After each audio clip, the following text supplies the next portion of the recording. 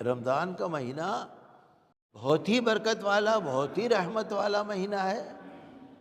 اس کا تو ایک ایک سیکنڈ، ایک ایک منٹ بہت ہی رحمت والا ہے، جس میں انسان روزے رکھتا ہے۔ ہر بالغ انسان جو مومن ہے، مسلمان ہے، ہر بالغ انسان، چاہے مرد جوان ہو، چاہے عورت ہو، چاہے مرد ہو، جو بھی بالغ ہے، لڑکا ہے، لڑکی ہے، اس پر روزے رکھنا فرض ہے۔ دن میں روزہ، رات میں تراویح۔ اب لوگ یہ سمجھتے ہیں روزہ رکھنے سے کہیں ہم مر نہ جائیں، کہیں ہمارا جسم کمزور نہ ہو جائے، کوئی بات ایسی لوگوں کے اندر روزے سے دہشت آ جاتی ہے۔ میں غیروں کی بات نہیں کر رہا، اپنوں کی بات کر رہا ہوں، غیروں کو چھوڑیے۔ حالانکہ روزے سے آپ کا جسم اور آپ کی روح دونوں میں طاقت آ جاتی ہے۔ روزے سے ہمارا جسم بہت زیادہ طاقتور ہو جاتا ہے، دل سب سے زیادہ، ہمارا جو معدہ ہے، ہمارا جو لیور ہے، ہمارا جو دماغ ہے، انسان کا جسم جو ہے، 1 مہینے کے روزے رکھنے سے نئی توانائی آ جاتی ہے۔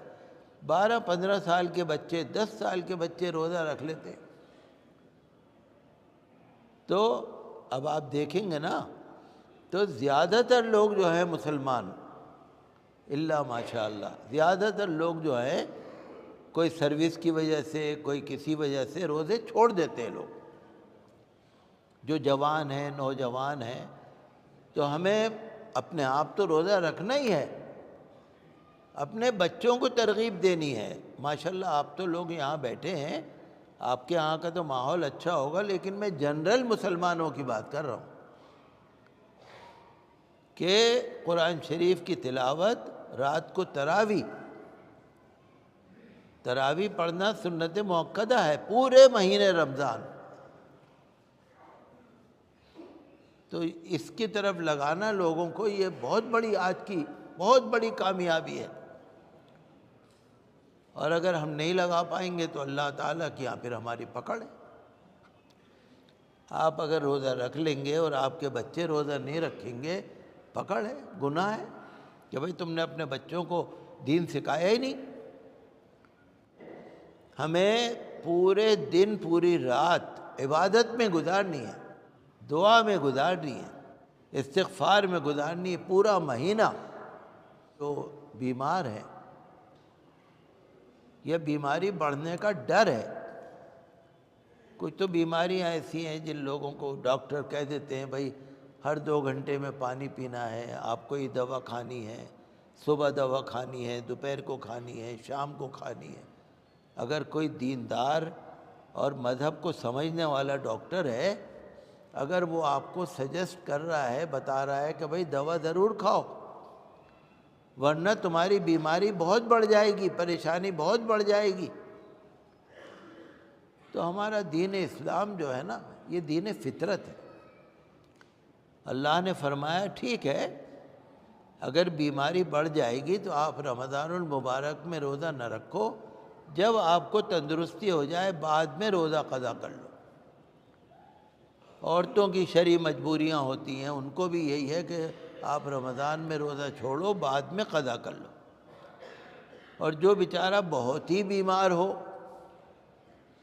اس کو تندرست ہونے کی کوئی امید ہی نہ ہو، لا علاج ہو، اس کے لیے یہ ہے کہ ایک روزے کے بدلے میں ایک صدقہ فطر، فدیہ دے دو، ایک صدقہ فطر ایک روزے کے بدلے میں۔ تو ہمارے مذہب میں ہر طرح کی رعایت ہے۔ ہمارے مذہب میں ایسا نہیں ہے خدا نہ کرے کہ بہت زیادہ کہیں ظلم ہو۔ انسائیکلوپیڈیا بریٹینیکا میں نے پڑھا تھا کہ Islam as preached by Muhammad is not only a religion but a complete system for the organization of a community. ایک گروپ کے لیے، ایک کمیونٹی کے لیے جتنی بہترین نظام ہے اسلام، جیسے یہ زکوٰۃ ہے نا، زکوٰۃ بھی اللہ کو کوئی ضرورت نہیں ہے، لیکن آپ اپنا پیسہ کسی غریب کو دیں گے، اس کی ضرورت پوری ہوگی۔ یہ بھی ایک نظام ہے ہماری کمیونٹی کا۔ آج ہمیں بڑا افسوس ہوتا ہے نا کہ جو ہمارے لوگ جو ہیں غیروں کے سامنے ہاتھ پھیلاتے ہیں، ہمیں بڑا افسوس ہوتا ہے، بہت شرم آتی ہے۔ آپ دیجئے، مسلمان کو ضرورت مند اور غریب آدمی کو دے، ضرورت پوری کرے، صدقہ فطر دے، جو مستحق آدمی ہیں ان کو زکوٰۃ دے، فطرہ دے، ہم اپنے لوگوں کو اپنے آپ دیں۔